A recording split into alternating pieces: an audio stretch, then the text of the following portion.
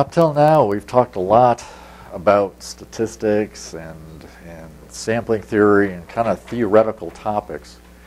And we're going to shift gears in this module and talk a little bit about how we apply this in the field.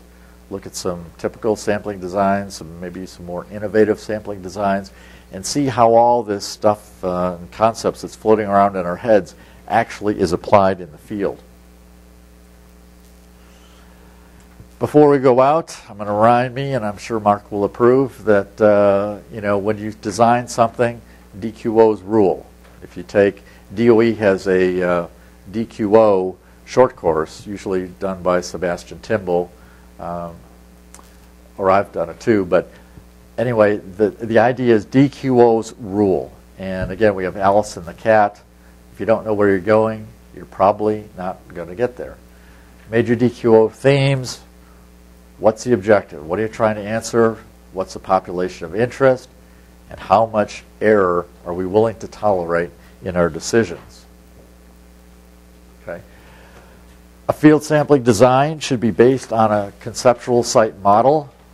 There are many conceptual site models out there, usually related to the end risk to people and ecoreceptors. This one, I believe, is a model around from Hanford, okay, with the river running by a slope.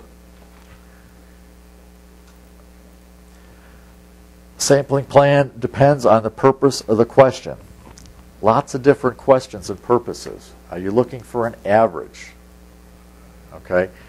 Incremental sampling is always going to be looking for an average. So if you're looking for an average for a risk assessment for a exposure point concentration, that is the way to go.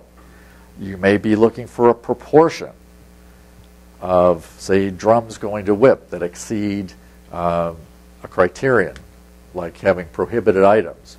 I even applied this to the Colorado Department of Agriculture in their egg, fertilizer, and feed program.